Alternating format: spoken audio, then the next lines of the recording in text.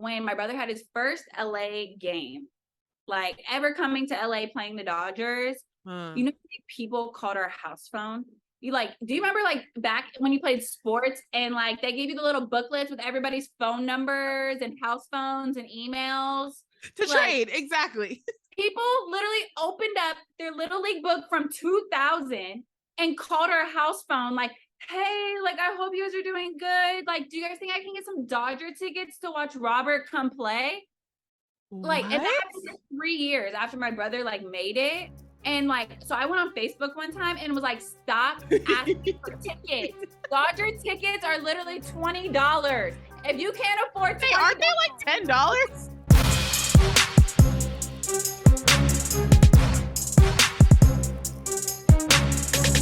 Hello, everyone, and welcome back to another episode of Do I Know You? Y'all, I cannot believe how fast these weeks are moving. Wasn't it just Thursday last week? Yeah, and it's going to be Thursday next week, and it's Thursday this week. But guess what? Never changes. The content, the consistency, the dedication. It's not going anywhere, y'all. I just want to highlight my Queen Bee mug.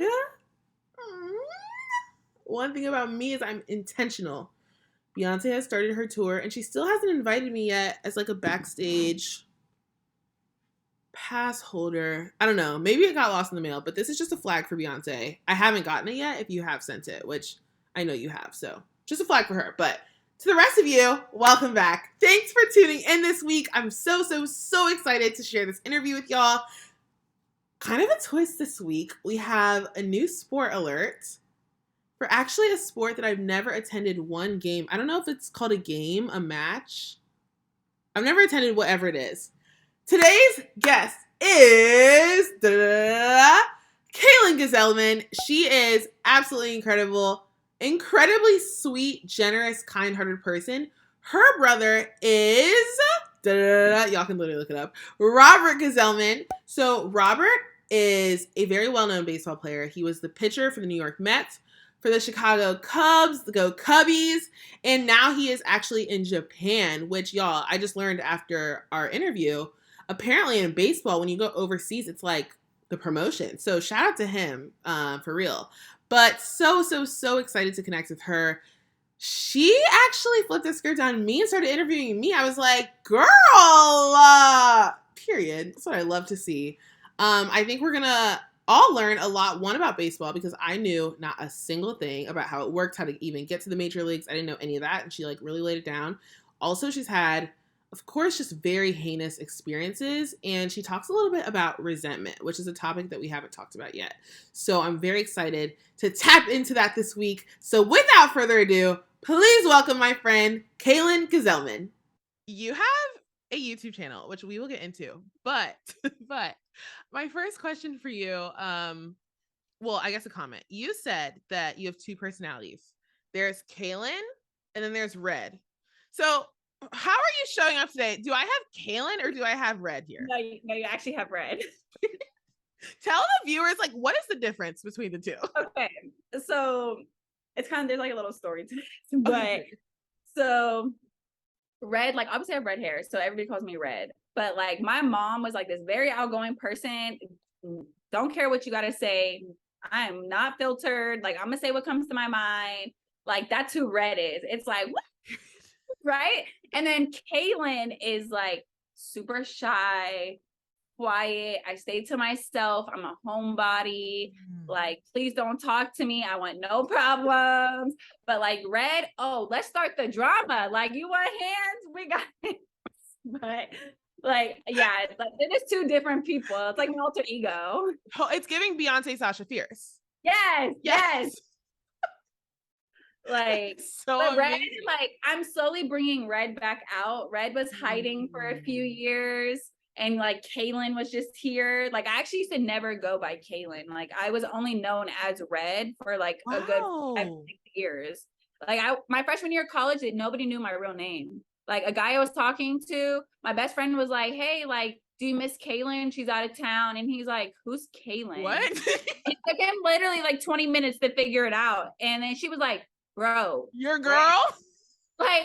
like, Red. Like, Red. He was like, that's her real name? Like, do people really think my mom's just gonna name me Red because I have red hair? Like, what? Okay, that's why that man is in the past, because why don't you know my birth name? That's insane. Yeah, and so those are like my two alter egos, and you definitely have Red today. Kaelyn left at work. Period. Well, we want the unfiltered rawness today. I'm so happy you're here. Thank you so much for coming on. Of course, I'm excited to be here. Literally, okay, so y'all, we were talking for like 30 minutes before we actually started, and there's a lot to unpack here. Let's start high level and let's narrow in, okay? So I want to know first, how would you describe yourself? How would you describe Red? We know who Kaelyn is, we know who Red is, but like words you would prescribe to yourself. I'm very passionate. Like, no matter what I do, like if it's a small task, I'm gonna give it like 100%. Like, I'm gonna give it my all, and I'm gonna make it the best it can be. Like, that's really like who I am. Like, in work, life, like if my friend needs me, like I'm all in. Like, F everything else. Like, I'm right here. Like, so I'm very like passionate and caring. I think that's like the best way to describe me. Like, honestly, that means you must be a like fiercely loyal friend. I always find that the best friends are the one that come at everything with such a fire and like passion. But see, sometimes I don't know my limit to loyalty. Like I will stay friends with somebody, like even if we like you did me wrong, like I'm still coming back to you. Wow.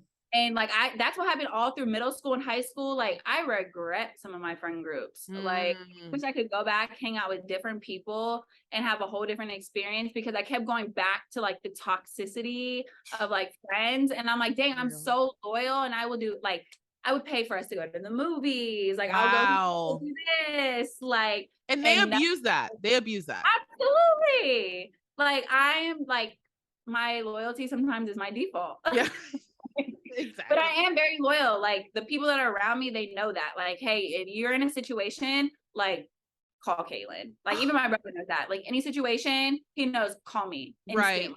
Right. Because I'm gonna be there. I will drop whatever's going on and go. That's amazing. And I feel like it's hard to find that in a friend, genuinely. And the fact that you can like be that for yourself. Do you feel like you have people around you where you can like call them at the drop of a hat and stuff too? Because I also find that the like strongest people sometimes don't have that support.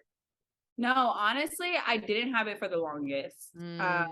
And I think honestly, until I found my boyfriend, like my boyfriend is my best friend, where like I can literally tell him anything. Like if I come home crying, it's what's wrong. Like, we were long distance for 2 years, and like the whole time, like I can instantly call him. Like, my boss made me mad one day. Pissed you off. Pissed me off. And like I called him, like, oh my God, like you just wouldn't believe this, in the middle of the day, like while he's at work, you know, like he's instantly dropping it. But like, honestly, I haven't had many friends do the same, like, as me. But like, I think I just picked wrong friends. Yeah. It's a journey. I do have friends that are like there for me. I just choose not to always like release, you know. I'm a Scorpio, so I don't like to just drop my problems on people. Like, I will just keep it to myself and then break down in my own home and then be like, okay, I gotta fix this. Like, and get myself back together and then back up. And so nobody knows what's going on. Totally. Do you feel like I'm absolutely the same way? I just had therapy earlier today, and my therapist. Bro, I love therapy. Everybody needs to be in therapy. Everyone. It's a game changer. But she literally said, she was like, why are you protecting everyone's feelings except your own? And I was like, okay, our sentence is over. Thank you. But it's a great point.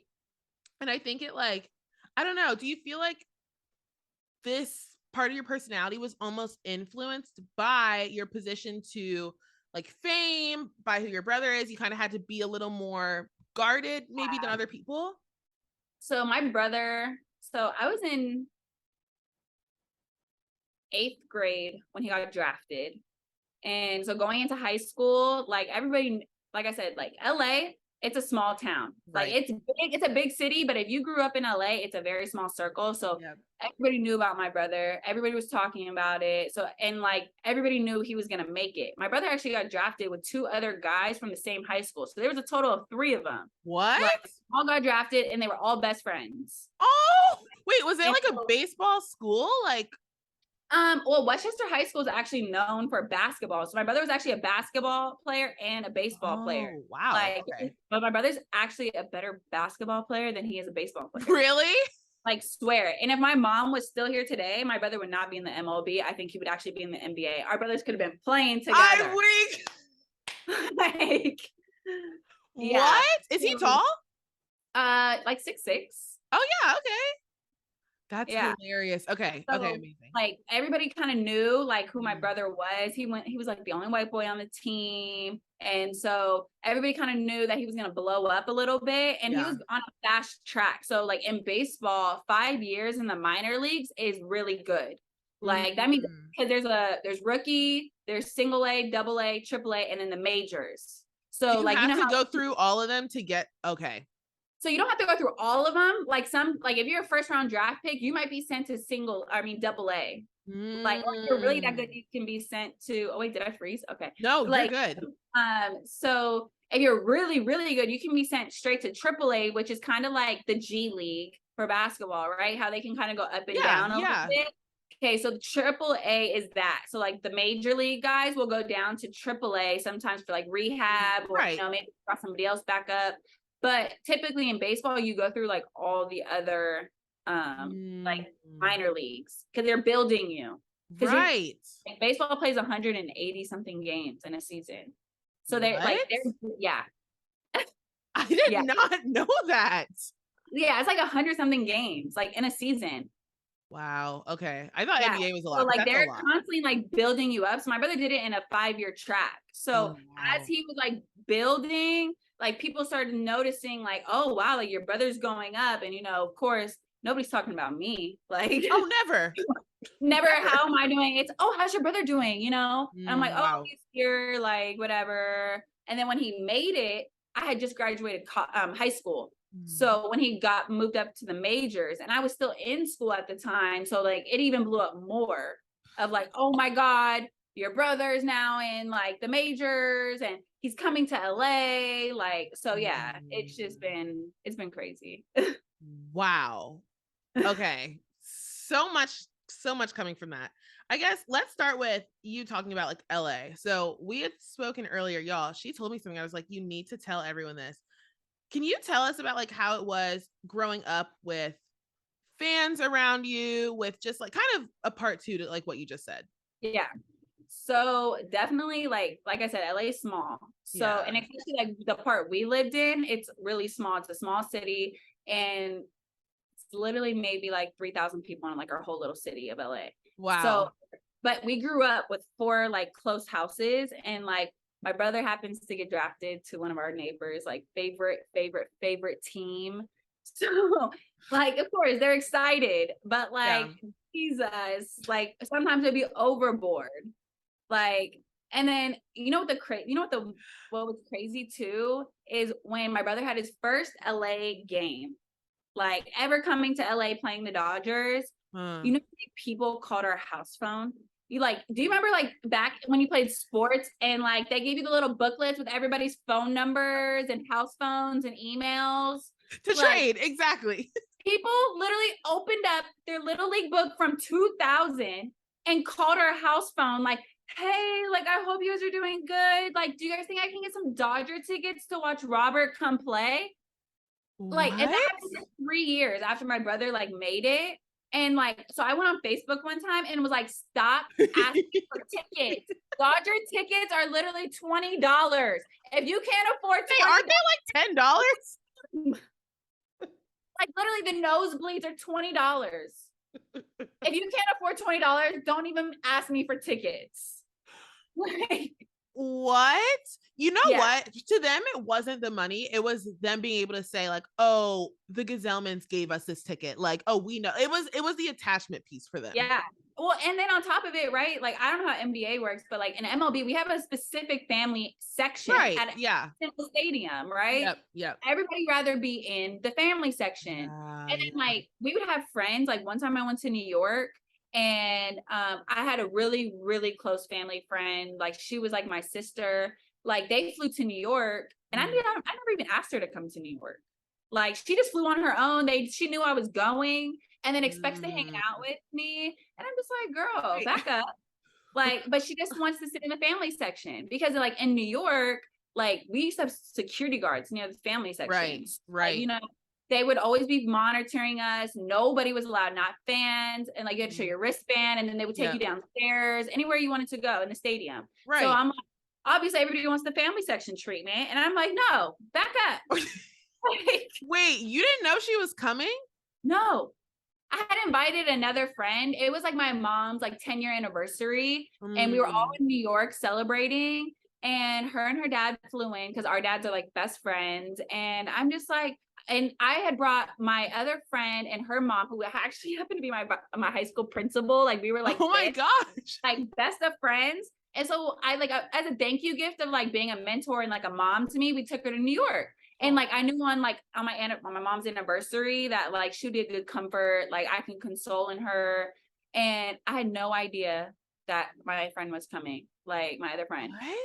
What? And I had brought a whole friend like for the trip. So then it like threw off because then like, she doesn't like one friend, like, and she was just being so weird. And I'm like, girl, I didn't even invite you.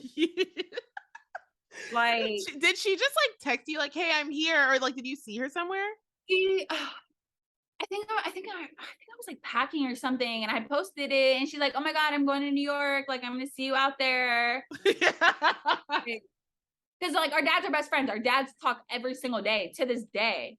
So like, you know, my dad told him like, oh yeah, I'm going to New York, but I know my dad didn't invite them. Like, cause I know my dad are like this. So I know he didn't. So I'm like, y'all just came out because y'all knew we were going to be out here and you wanted to come out. And you know, we're not going to just put you in general seating. Like, you obviously get to come with us anywhere we go, but I didn't want you guys there. Right. It's taking advantage of your kindness. Yeah. Exactly. Jesus. People have a lot of audacity. Can you tell us about the car situation? That's just really blowing my mind right now. You switching trucks. Oh, yes. Okay. So a bunch of people used to come to our house. Like I said, our community is super small. So like some of my brother's friends that wouldn't like even know, or like they were like distant friends. And then like some of our neighbors would start paying attention to the cars we drove. My brother and I both drove Jeeps. I had a white, I had a black, he had a silver. So people would know, oh, the silver Jeep's home, Robert's home. And so like my brother would hate coming home on the off season because people would always come to our house. And he's like, I just want to come home and relax after a long workout or, you know, going out and having fun. And like, sometimes he would have his friends over and then it's like, you have these people coming over because they just want to sit and talk to you, like, and the vibe. Right. So I told my brother, like, take my car. I'm going to take yours. Wow. Many times I'm sitting at home, knock, knock, like, hey, is Robert home? No. They're like, but the Jeep is up. I'm driving the Jeep. And they're like, it took like a year for people to stop doing that because they started realizing like, oh, they're switching cars. So like now nobody knows. Like, and then we were switching cars between me, my dad, and like my brother, like the three of us. Y'all are like juggling cars just to get people off your back. They're trespassing. Like it was so annoying. So annoying. That is wild. Okay, so obviously you've had a lot of moments growing up where your boundaries were crossed, like whether it was malintentioned or maybe they were good intentions. I don't know about that. But how did that kind of impact how you thought about your own identity? Because everyone was trying to, I don't know, see you as an extension of your brother. Yeah, honestly, like I don't know about you, but I hated my brother for like a long time. Because I was like, man. Like, and my brother and I, like, we're super close now, but we haven't always had like the really close relationship. Totally. So, like, kind of growing up, like I grew up kind of like more of a only child because my brother's gone from February to October. Like that's baseball season right there. So like everybody talking about him, nobody asking. I'm like, yo, like okay, like, I guess I'm not important. Like, even with my family, like, we would sit down on family dinners when he would come home and it's all about him, all about him. Wow.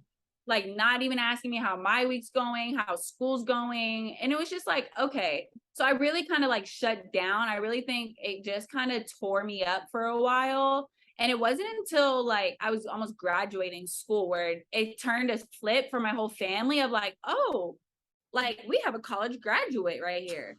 Like, and Yeah. like Hey. everybody like realizes like, okay, now that like having my degree is what like made me outshine my brother, because Wow. my brother doesn't have a college degree, my dad didn't, and my mom didn't. So like for Oh, me to get the college degree, like outshine my brother, and I'm like, thank God. right. Like, and so I've started to build off of that, because it was like, okay, like I finally have my own thing, and now everybody's interested in what I do for a living. Versus my Mm. brother. Like now when people like ask, it's, oh, what are you doing? Oh, wait. And then afterwards it's like, how's your brother? You know? Wow. Right. As it should be. Like Like, you're at not. first it was terrible at first. Like I didn't know how to deal with it. Like I said, I kind of tune off when I'm upset. Like I don't vocalize it to people. So like I would go home crying, like, dang, like why aren't people asking about me? Like why? And I'm the younger sibling, so it makes it even worse, because it's like, oh, Mm. my older sibling is this big time like baseball player, and it's all people want to talk about. Nowadays, it's like when people find out, they're like, oh, that's cool.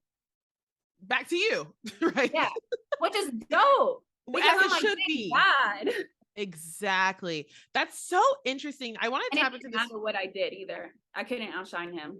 Ri- Oh, okay. That's also real. I guess my follow-up question to that, I have two. My first is like, it's interesting that you say when you got your degree, that's when things shifted. First of all, congrats on first gen. That's amazing. But it's interesting that like, I don't know, I always just kind of grapple with this idea of like how we're human beings, we're not human doings. Like it shouldn't have to take, and it's no one's fault, like on your family, nothing like that. It's just like good to Yeah, reflect sometimes. Like it's just interesting that like an accomplishment is what made people like switch up. Like I feel that for me too, right? Like I always talk about this, but like for I graduated college last year and I like oh, gave our and I gave our like graduation speech, and I felt like then was like when I got like I don't know, I just felt like the attention shifted a little bit, and right, it's like right. It was I like a peeped that though. Exactly. But it's like, it shouldn't be that. Like, what about my character? Like, it yeah. shouldn't be about what I'm doing. It should be like, No, who I no. Let am. me ask you a question. Did you have to change your whole life of like you have to monitor what you're saying on like on social media? Because we grew up with like the incoming of social media, right? So people 1000%. didn't know back then, like whatever you post is like it's gonna stay on there forever, right? Right. So like as I'm growing up, it was like, no, you can't do this. No, you can't do this. Like you can't post that, like because your brother, and like you do one wrong thing, and it's like, oh, Robert Gsellman's sister, like Right. Gsellman's sister this. And I'm like, Jesus. Like I Right. tweeted one time and then I started like a whole Twitter fight. What? Yeah. Like I forgot what I tweeted, but like I was arguing with people. Like, and I'm just like, man, like why But do you that's take my life from me? Because now I can't show my personality. yeah. Okay. That's a very real thing. That's funny you say that. My older sister, she's in Twitter jail, I think to this day. I'm not sure, but for that same reason. But I feel like for me, it wasn't like spoken, like you can't say this, you can't do this. It was more so like a unsaid thing in my own head. I was just kind of like obviously we're all an extension of each other. Like, Yeah. what my younger sister does impacts what I do. Like what I do impacts her and my older brother, so it's kind of just like a whole general like I need to be extremely careful. I remember there was one time, this is so bad. I was like, oh my gosh, Twitter again. This is why I deleted Twitter, because I got hot fingers, Twitter fingers. But I remember I tweeted like a long time ago, my brother was in a very heated what's the word, heated, there was some passion on the court with a certain player. I'll just say it was with LeBron. It was like a long time ago, and I remember I didn't understand, like, girl, I'm like 16, like I didn't even know what I was doing. I shouldn't have even been on Twitter. I didn't know what was going on behind the scenes, Right. clearly. And I remember I tweeted, I was like, I will always stand with my brother, blah blah blah blah blah. Like, LeBron, you don't know, LeBron and my brother are best friends, but for some reason I inserted myself in the situation. I didn't know what was going on.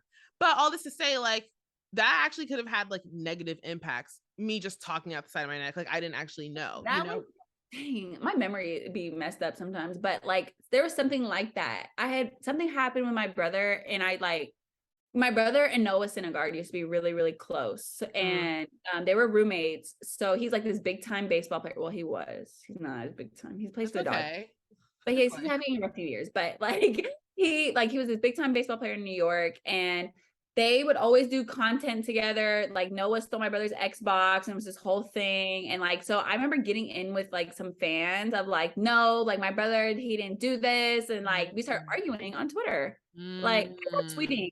Like I just couldn't anymore. I'm like, with anything with my brother, like, because then people would be like, as soon as you know, like you Google your name and it just pops up every Robert Gsellman on it, and I'm like, okay, I can't. Like exactly. And that do you feel like that caused even more resentment for you? Like, harboring that? Yeah, absolutely.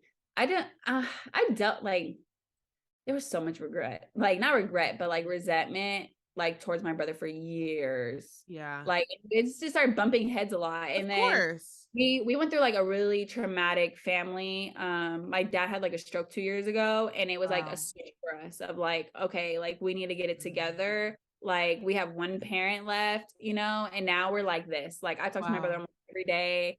Like that is my best friend. But like those years that like I wish I would have just been like, hey, let's be close, instead of like going our own two ways, and like me just being by myself, for sure. 1,000%. I completely understand what you're saying. And it's like, I don't know, it's easy to look back and be like, how did they just like not see it? Right. Like I was like screaming for help. But to your point, like, I mean, they have their own lives, we have our own lives, but I just think we do such a good job, unfortunately, of bottling things up. Like it's no one's fault. It's just the way it was. But think about how like much closer it made you guys now, because you have all this lost time in a sense. Oh yeah. My brother plays in Japan now, and I'm literally flying out there in July. You're gonna go visit? Have you been before out there? I literally just got my passport today. Oh, congrats. Today. So like I've never been out the country, and like in Japan, the team has like a whole travel budget for families. Like so they pay for the flights instead of like the player paying for everything. Yeah. Like they have a full budget. So like you pay for it, and then they reimburse you like for it. That's amazing. So I'm going for 2.5 weeks in July, because I'm like, you know what? Like this is a once in a lifetime experience for both of us. Like it's gonna be something that like we're gonna remember for the rest of our lives. Like of course. That is going to be amazing. I would have never imagined it like a few years ago, where I would have been like, what? Like I ain't going to Japan for that man. Like I used to really even go to his games sometimes, because like I was just so like, I don't want to go to your games. Like, and then I went to New York one time and I fell in love, and I was like, okay, I see that you need me at your games now. And then like that switched a little bit. So then I started going to his games more, and I'm like, okay, like I'll be your little fangirl. Yeah. Proud sister. Yes. Like sometimes like I used to hate it. Like I'd be like, whatever, like I'm not gonna wear anything. Like I didn't even have any gear for like 5-6 years. Like my brother playing for the Mets. Like I didn't own anything. I didn't have a jacket, a shirt, a backpack. Now I have everything. I have jerseys, I have duffel bags, I have luggage. Like, and then he gets like released from the team, and I'm like, what am I supposed to do with all this? Girl, you keep it. You better lock it down. Custom backpack, like, because I was going to the stores and people were recognizing me. And so like they were doing stuff, like doing like special orders for me. So I had like a whole custom backpack, his number. And then I started putting patches on it. Like it was cute. That is amazing. I'm so excited about your Japan trip. I cannot wait to see pictures. That's going to be vlogging it for my YouTube. Yes, period. Okay, let's talk about your YouTube, because enough about our brothers. We need to talk about us. So is content y'all, I mentioned her YouTube channel. We're going to plug it at the end. You have to go look. It's beautiful. But is content creation something that like you're very passionate about, or is it just something like a fun side hustle, whatever? So like at the beginning of COVID, I actually launched my YouTube, and I wanted to do it full time. I really wanted to get into it, but then it took me like 6 hours to edit one 20-minute video. And I was like, okay, I maybe had posted 3 total videos, and I was like, this just took my whole day. Like I could do this. And then I so I minored in marketing, and I'm like really big on like certain things. I'm like, I get these visions of how to do things. I call it like my marketing brain. Yes. So I was like, you know what? I'm going to revamp my YouTube. I'm going to create a new logo. I'm going to do like a whole banner. Like my friends are graphic artists. So I was like, hey, can you create me a banner? Can you create me a logo? And then my boyfriend does music. So I was like, hey, like, do you think you can rap me my intro? Is he the one on your intro? Yeah. That's amazing. His roommate at the time was also making beats. So I was like, hey guys, like, look, like I literally popped up on their couch and I was like, look, like I want to start this YouTube channel. I'll give you guys free promo if you guys write me a song and make me a beat. So like we used to sit in Arizona around the couch, like literally with speakers, just playing different beats of what was going to work. And like I was listening to all different songs of my boyfriends of like, hey, like I like this type song, like something like this. And then he finally went to the studio, recorded it, sent it to me. And I was like, that's it. We're going to go with it for now. Then I like searched for an editor on YouTube. I mean, no, on Instagram. I looked up like YouTube editors and I found the editor I'm working with now. And so I literally like best price ever. Like she hooks me up. She's so freaking dope. And she keeps me accountable as AF. Like, oh my gosh. Like I've been so behind on my YouTube channel. It didn't go how I wanted it to because I used to work 4 jobs. Now I'm down to 2 jobs. So like my work schedule, like it was so crazy. So, but right now I'm on a break. I'm about to film a bunch of content so I can like send to her, like, and have like, here's like 5 videos. And then like, so I have something because I'm trying to record and like send it to her. Like I have to upload it, I have to write out a document of how I want it edited. Yep. Hey, I want this transition. Okay, now this video has to come in. Can you do like a 3-screen here? You know, and like she loves all my creativity and how I want the edits. But it's like, I don't have time for this. Like I work like full time. I work on like over 60 hours a week sometimes. Right. It's a lot of work. Right now I'm on a break with YouTube because I gotta catch up on content, but I'm gonna film my whole Japan trip. So like, and that's 2.5 weeks of content. And so I'm gonna get a camera with a SIM card, everything. And I'll like just start uploading and vlogging, but we're also trying to find a videographer out there to also follow us. Oh, that's like, gonna be perfect. Yeah, I'd rather just hire somebody, come just hang out with us for a few days, you know, do some videos there. Yeah. But I'm gonna be back. I do really want to do social media. It's just hard sometimes. And I also feel like there's a standard of like, you know, girls have to be skinny. They have to be perfect model. They have to wear makeup, the hair. Like, I'm not that type of girl. I have no makeup on. Like, it's not your thing. No makeup at all. Like, I'm just starting to learn my hair. So like, I feel like I'm not that like Instagram like person, but I feel like with COVID, like it introduced a new way of social media of like, you can actually just be yourself and show your life. And people are actually gonna be more interested in that than like, you know, me posting half naked bikini photos. Right. Like that's what I'm trying to get into. Like, I want to do like lifestyle of my like social media, just showing you who I am, my opinion on things. If you want to, you know, go tit for tat, we can sometimes, but not always. Period. But like I do want to get more into it because I feel like I can have more to show the world. And I used to be all about it, but I met a very toxic guy that like brought me into this like really dark shell of like, okay, don't do anything. And now I'm like trying to get out of that dark shell and be like, okay, I'm back to myself again. Yes, we're getting back to red. Yes. That is so amazing. And no, you're absolutely right. Like I feel like people want like raw you. However that looks. Like that was one of my fears getting on YouTube was like, it's so saturated. Like what more could people possibly watch? But it's like, no, like you post what you want to post. It's your little corner of the world.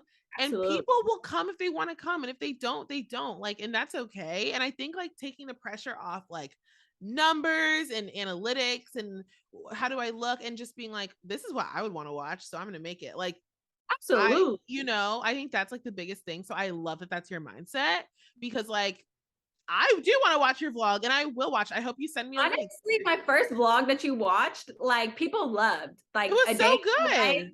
Like I've been wanting to film more day in the lives, but like I've also been learning like with content like creating, like I am like the shy like Kaelyn comes out sometimes because when I'm like I don't want to record because I feel like people are gonna look at me like I'm crazy. Yeah. But then like my boyfriend the other day, I'm like, but we're also in an age where like it's totally normal now. It's like so normal. Walking in the mall and it's like 5 people doing TikTok. Yeah. It's not like you're about to like be like, what are you doing? Like, no, you just automatically assume it's a TikTok interview. Yeah. Like that's so true. Okay, wait. So can we go back? I feel like we would move past this too fast. 4 jobs? Yeah. What were you doing? Okay, so I work a full-time job. Yes. I work for a nonprofit with after school. And then I coach club volleyball to 14-year-old girls. And then I was working at the mall with my brother's girlfriend's family. They own a store at Fox Hills Mall in Culver City in LA called Uplift Us Marketplace. It's literally over 80 small Black-owned businesses in store, and the store is Black-owned as well. So everybody in store is like basically family. So they offered, like I had told them like I was moving out, I needed some extra cash, like, and they let me come work in the store for almost like a year. And so I was doing that. And then my boss also owns another company on top of his nonprofit. So then I've been helping him out with that company. So like I was doing all that at once. And then on top of all that, I take care of my dad full time. Wow, like, you're a caretaker. Yeah. So like I've been like super busy, but like honestly, like I said, I moved in with my boyfriend and we like had a conversation of like, okay, I got to get that work-life balance. So I took away my mall job. My volleyball season's almost over, and I've like learned how to like balance my full-time job a little bit of like, okay, you know what? When I'm at home, it's like I have to put the phone down and my laptop down and put it away because I'm the type of person I will work until midnight because I have something going on in my head of like 1,000%, right? Like I have this idea, I'm gonna forget it if I don't work on it right now. Like I just literally put a whole website pitch together for my boss. Like, and it took me 3 days and my brain was just going like this because I had all these ideas for this website. And I'm like, oh my God, I have to get it done. Like, please just let me work at home. And I end up getting it done. But like, yeah, it's just been crazy. That is actually insane. But I do think there's something to be said about someone that can like juggle so many things and wear a bunch of different hats because it shows like, I don't know. I think sometimes there's a misconception. Like when someone has a lot going on, it's like they're giving 25% to each thing, but it's like you're giving 110% to each thing and you're doing it well. And like, I don't know, like maybe it's because I relate to you and the fact that I have too much on my plate too. But I think there's something beautiful about that. Like not overworking ourselves, but just honestly, being able to give so much. No, and it's like we're in this new age where like women can work just as hard as men. 1,000%. I have my dad's work ethic. Like I am a workaholic. Like I love working. Like this whole month I don't have a day off because like I have to do all this work because we have a summer camp coming up and I have to do promo events. And I'm like, you know what? I'll do it. Like, let's go. I'm gonna get it done. I'm gonna bring the personality. You're gonna get my 100%. Like, let's do it. But like I still juggle everything else. Like just like obviously some things have to struggle a little bit.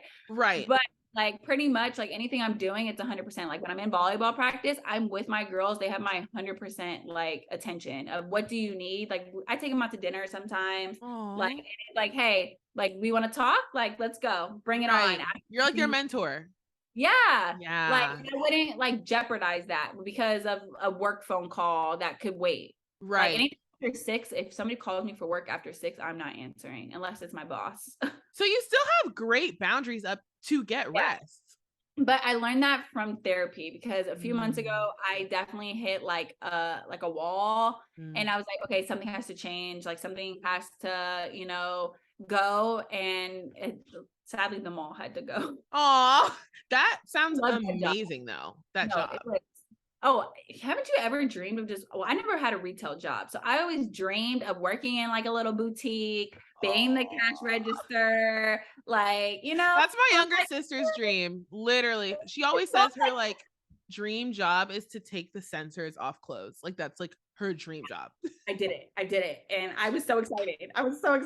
I've worked with kids my whole life. I've been working with kids since I was 12 years old. Wow. So like, I've never worked anywhere else. Like I've only have like experience really with kids. So to go to a retail job, I was like, sure, why not? Like I would do it. I would love to fold clothes. I would love to Right. stock the shelves.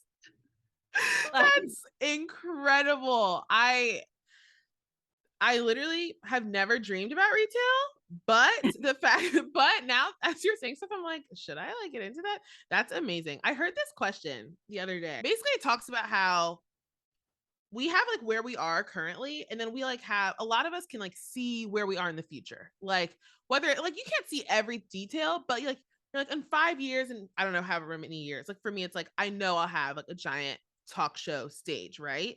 I don't know when. It might be in 40 years, but I know I'll get it, right? And there's like all these little obstacles and like hindrances along the way. So, my question for you is, who do you want to be? And how would you get there if all of those obstacles were not there? that's deep. Isn't that deep? I'm like, I don't know. That's what I'm asking you. That's a good question. My boyfriend and I talk about this like all the time. I just heard this quote. Do you want to be who you are or who you want to be? That's good. Like the person I am right now, like it's cool, like, but it's not who I want to be. And we were literally talking about it the other day, like, how are we going to achieve who we want to be? So That's good. I think for me in 5 years, I definitely want to have my master's degree. Wow. Like that's been something on my mind for like the past year of going back to school, because honestly, a degree does make a difference. Like, don't let anybody tell you like different, because it does make or break some careers depending on what you want to go into. So, some So careers, true. but like it does make a difference, especially for pay, because if I have a master's, now you are required to pay me a few extra bucks. Price went up, period. So I definitely want my master's. And I think in 5 years, like I want to create my own nonprofit. So back to school will be really big for me. So like in the next year and a half, I want to do it, start writing my business plan and making it actually a reality. Like I've been dreaming about this like business for over 10 years. And it's like, I haven't even made one step towards it yet, but I want to go back to school so I can have like all the proper knowledge of like steps of what to do and, what to expect. You're obviously going to learn things through experience as well, but like to have the knowledge is going to be really good.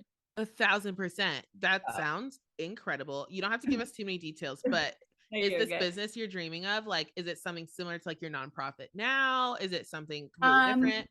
It is completely different. So I want to build like a building with courts in them in LA. In LA, we don't have like a lot of places for kids to go and play sports in a safe place. So I want to create where it's like 10 courts, where 24 hours where kids can come play instead of being on the streets and doing bad things. And then like upstairs, it would be like open to down so you can watch the courts, and it'll have like a workout space, and then offices for like college, prep. If you want to go to college, we'll help you. Or if you need just, food, we can help you with that. Like to just have resources for kids. And then on top of that is to have like travel ball teams for volleyball and basketball. And like, if you can't afford it, okay, that's fine. You're still going to get the top of the line sport training. You will pay a portion. And then that's where my brother comes in. And I want like him and his friends to sponsor kids. Wow. Like have this connection to this, professional world of athletes. It's like, why not use them? And they also do something good for kids. I grew up with Spencer Dinwiddie. Yeah. Who did you play for? The Brooklyn Nets? Nets, yeah. Yeah. So like, like I know different people in different sports. Yeah. And it's like, hey, like you guys are from LA.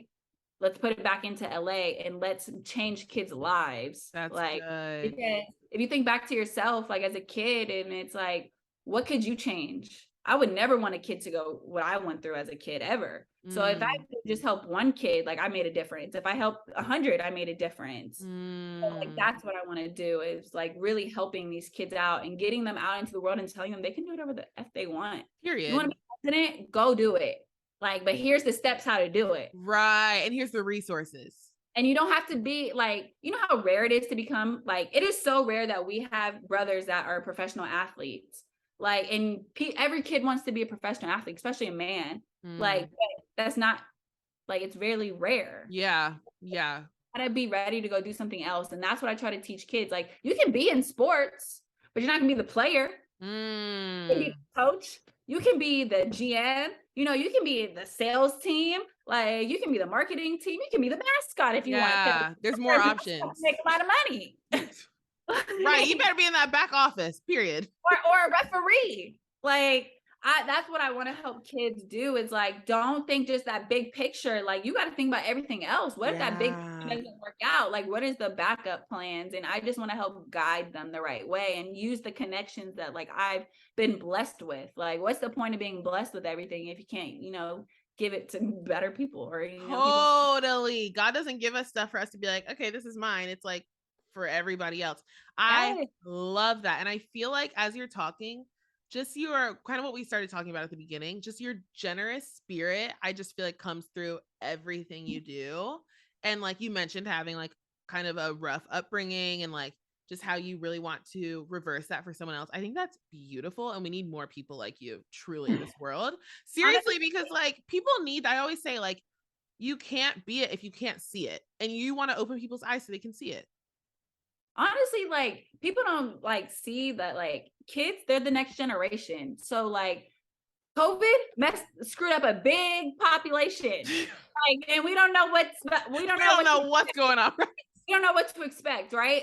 So this newer generation that's coming in, like that in kindergarten and first grade, like you can make a difference. And like you want to live in the world you want to live in, right? Everybody dreams like, or they say United States, right? Everything's perfect, everything's great. It's, you get American dream, right? Right. But, like really look at it. Like, are you helping the kids? Like they're the future. One of these new kids in kindergarten or first grade are going to be the next president in 50 years, like, and you have to invest in them. Yes. Like, or they're gonna have issues.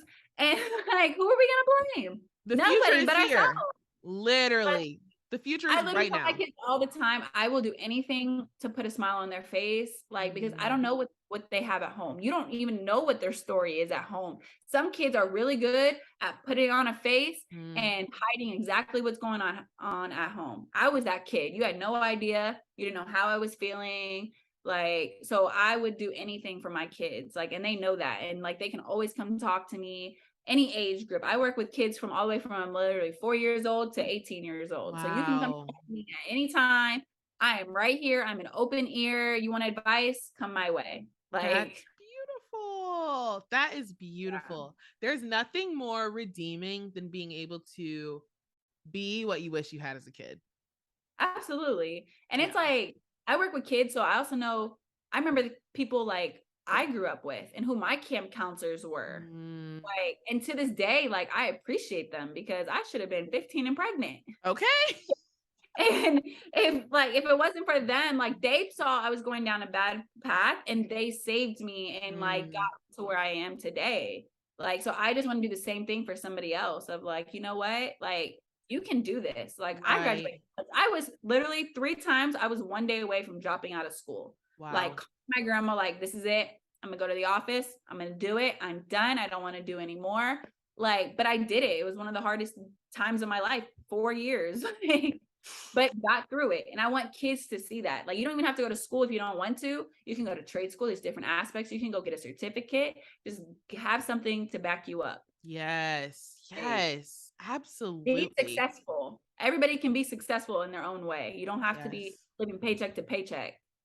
Exactly. And there's not one definition of successful. I think something that you have proved here beautifully today on this episode is that sports is not the only way to be successful. Like being an extension of your family is not, if that's what someone wants to do, cool, but that's not the only way to be successful. Like you in your own right as you are is enough. And I feel like what you were talking about earlier, like with how your family didn't necessarily see, like you, for you, like you're making sure that doesn't happen to other kids. And so on behalf of all of them, thank you, because you're literally, you have a direct hand in building the future, which is incredibly important.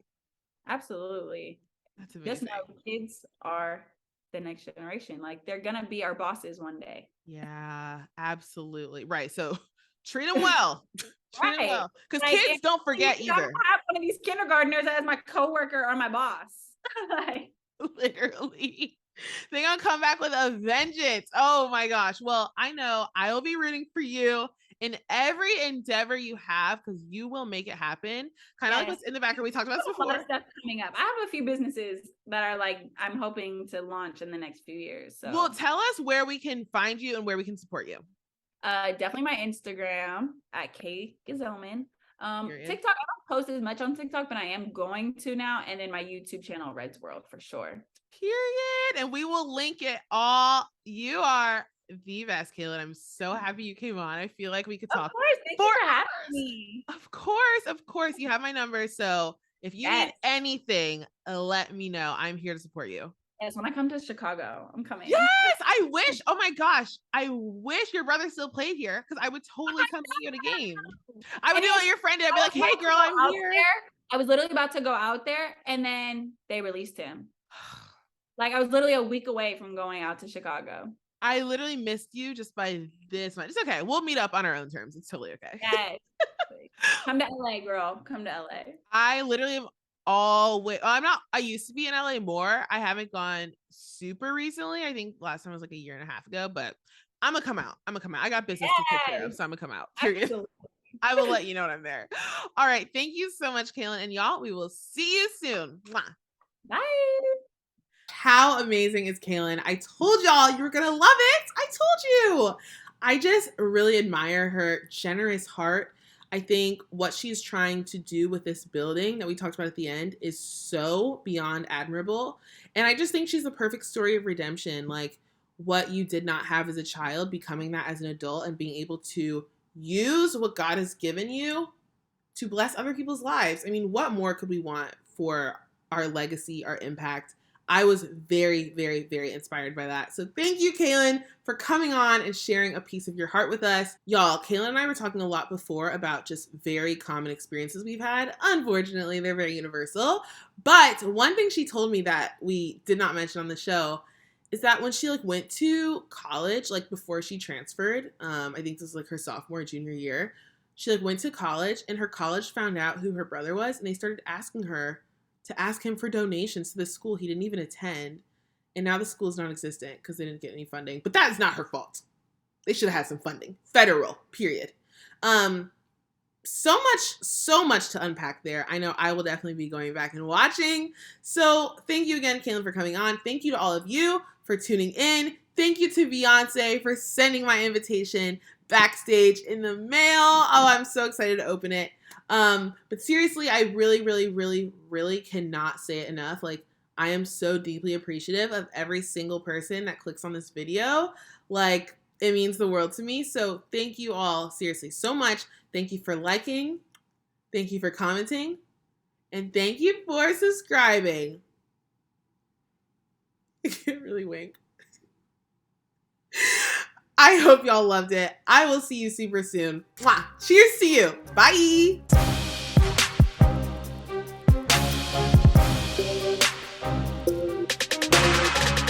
Honestly, I said my own last name wrong for majority of my life until really? high school.